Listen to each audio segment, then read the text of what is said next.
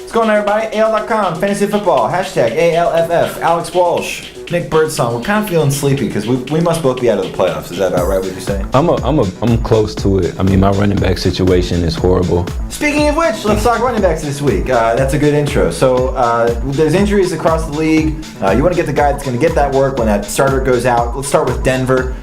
Hillman hurt. Monty Ball not fully healthy. Let's talk about C.J. Anderson. C.J. Anderson, a guy who was kind of in that mix with Ronnie Hillman until Ronnie Hillman emerged, but he showed out against Oakland, had 13 carries, 90 yards, also had 4 catches for 73 yards and a touchdown. So he's a guy that's probably going to get a lot of work moving forward the next 2 or 3 weeks. Yeah, you want every offensive weapon you can grab in the Denver offense, and I think with Peyton Manning throwing the ball, you're going to have a big lead, obviously, in Denver. You need the guy who's getting the ball just to sort of burn the clock, and that's going to be Anderson, looks like in this case.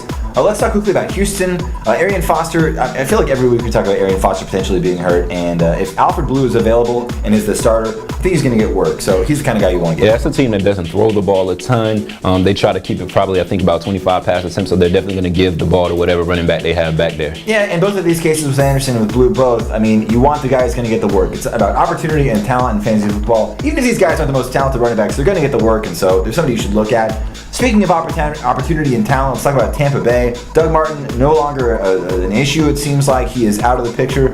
We're not sure on Bobby Rainey or Charles Sims which one you want. Which would you be adding at this point? Conventional wisdom would tell me to go with Bobby Rainey just because he's somewhat of a proven commodity. He's had a few big games this year.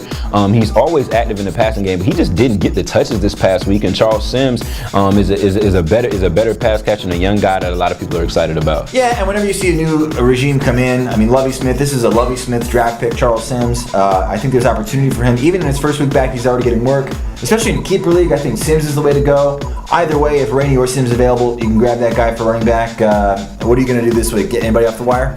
I'm definitely looking at getting some guys off the wire. Another guy that a lot of people may want to look at, I think he's owning about 68% of the leagues, is Ryan Matthews making a comeback. A lot of people are dropping Brandon Oliver, so that's another way people might look as well. Do it.